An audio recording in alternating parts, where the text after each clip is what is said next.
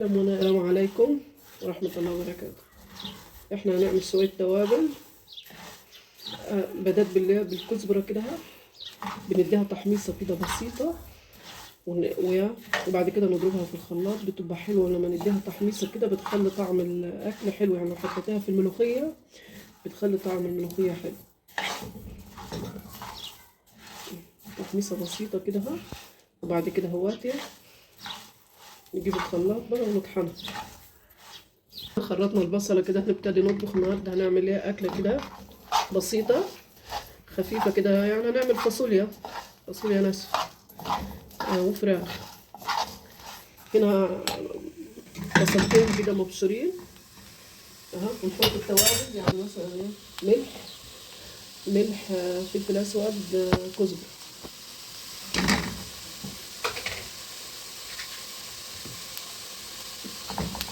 تصور وراها بصوا كده ادي كده الكزبرة كده بس هي تحميصة بسيطة كده بس كده كويسة خالص. وتبرد شوية كده، بعد كده اطحنها في الخلاط. انا بعمل كمية كبيرة كده على بعض على طريقة طويلة بس كده. معلقتين سمنة كده.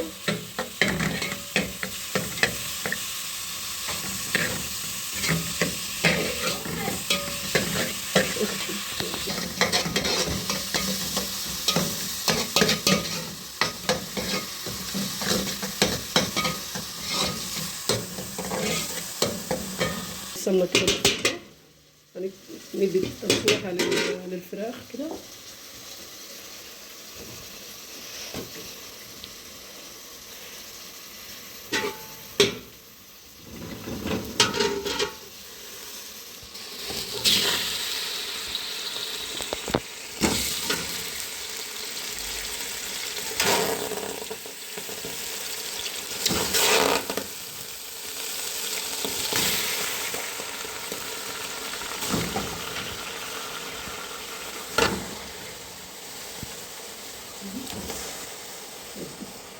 نشوح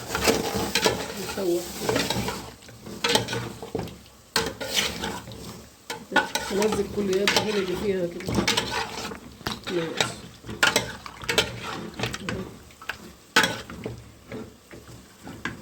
نسيبها كده كل مدى نقلب فيها كده وتتشوح. يكون نحط فيها بصلايه وطماطمايه كده، نشوحهم شويه كده بقى.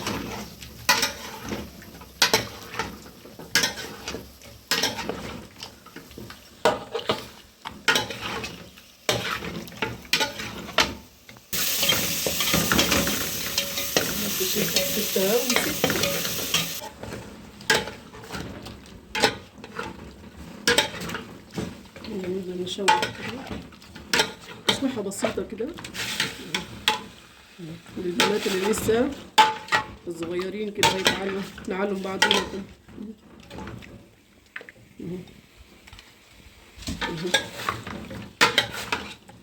ونزلت كل اللي فيها ازودها بقى عندي ميه سخنه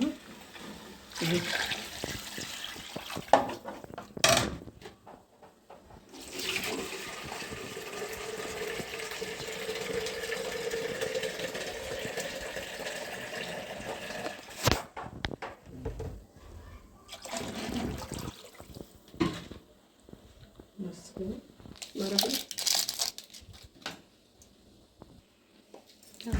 ملح بس.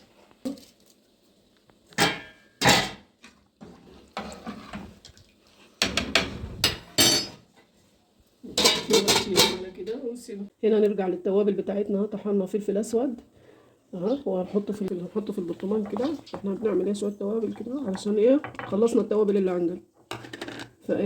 بعمله كده واشيله. هنا بقى نطحن الكزبره اللي احنا حمصناها، اديناها تحميصه كده بسيطه. نطحنها مع بعض. هنطحنها كده قدامكم. تبقى جميله خالص والله لما بتتحمص كده وتتحط على الاكل كده، بتبقى جميله خالص. نحمصها كده.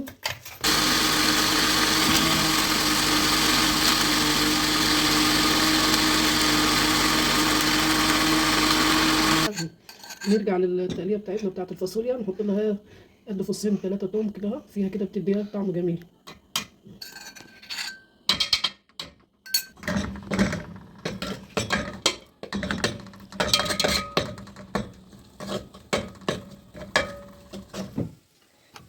لما طحنت ولا شكلها بيها، شوف ريحتها ما هي محمصه كده حلوه كده. انا بحط الكزبره في كل الاكل يعني، ملوخيه اي اكل.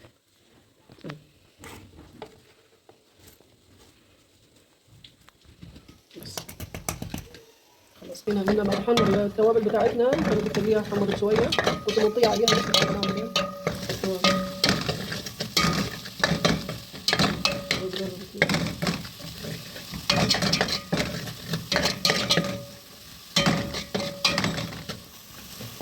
يا ريت بقى عادي تحطوا لنا لايك حلو كده واشتراك.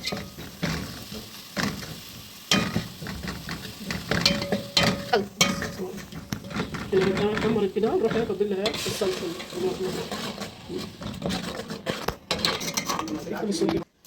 ودينا كمان البقدونس تتسبك كده ونحط فيها الفاصوليا.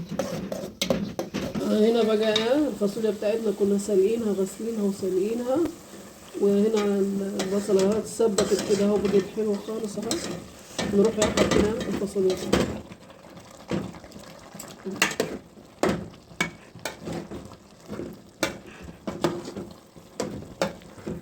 بعد كده نزودها الشرب. هنا بقى هنزود الفاصوليا.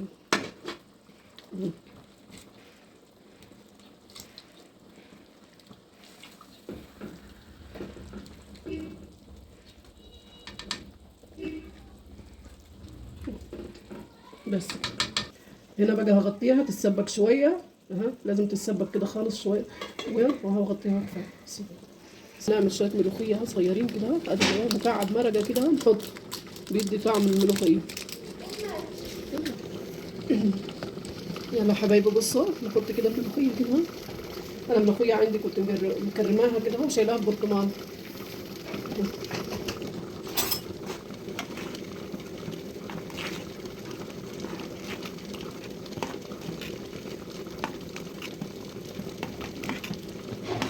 حطينا شويه تاني.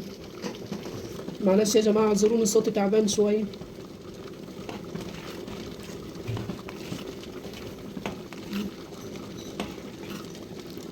كده مظبوطه كده، مظبوطه خالص، ما بكترش.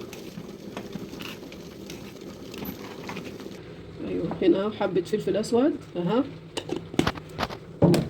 وهنا حبه الكزبره اللي احنا حمصناها مع بعض دي بتدي طعم جميل للملوخيه خالص. شايفين ادي الكزبره كده بس. هنا معلقتين سمنه كده.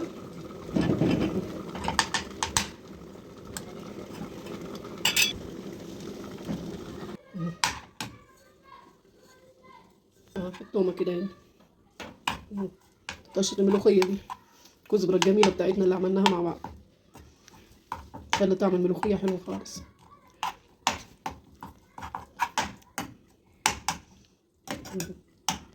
يا ريت تعملوا لنا لايك واشتراك كده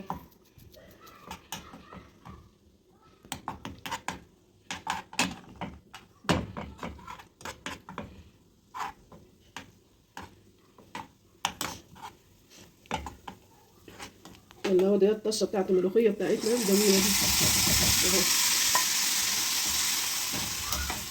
دي جميله، ريحتها حلوه خالص، ريحه الكزبره مخليها جميله خالص.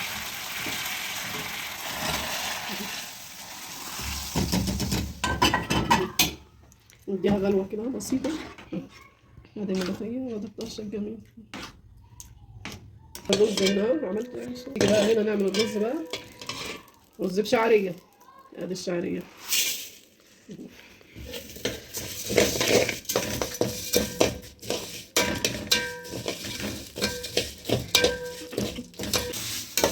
الشعريه اهو حمر.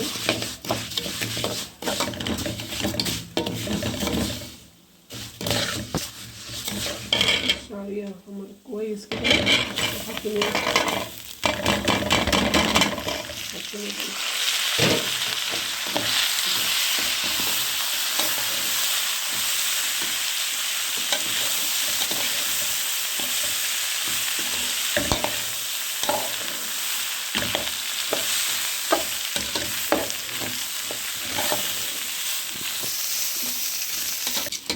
افضل اقلب فيه كده لحد ما يبدا يرد زي رزايه. وبعد كده بميه مغليه كده سخنه اروح مزودها، والملح بس كده. في ناس بتحب تحط له مرقه بس انا ما بحبش المرقه في الرز. هنا بس كده الرز كده اتفلفل وكده حلو خالص. نزودوا ميه، دي ميه سخنه.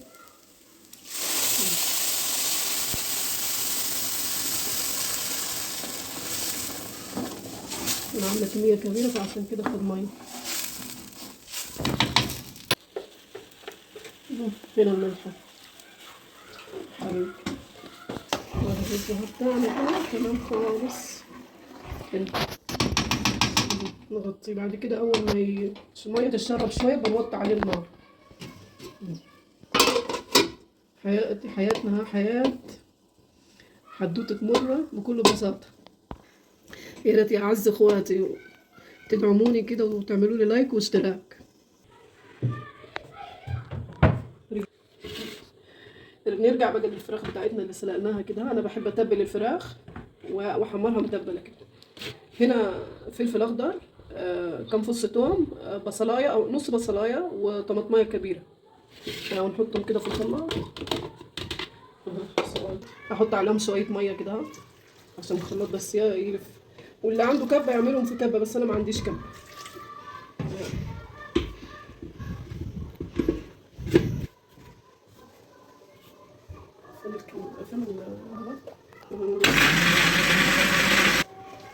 هنا هحط ملح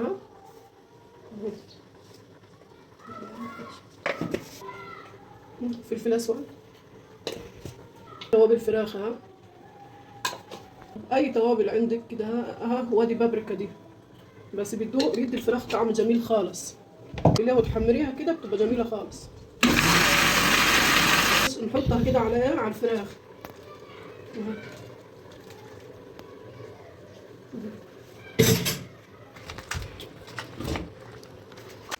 وطيت على الرز كده، شربت الميه وطيت عليه.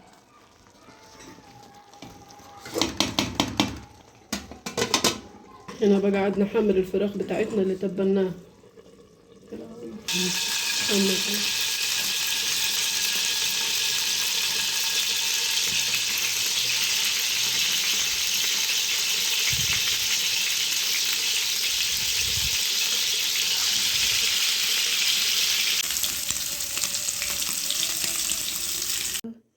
هنا الفراخ بتاعتنا حمرناها بعد ما تبلناها حمرناها بتبقى طعمها جميل كده وهي متبلة.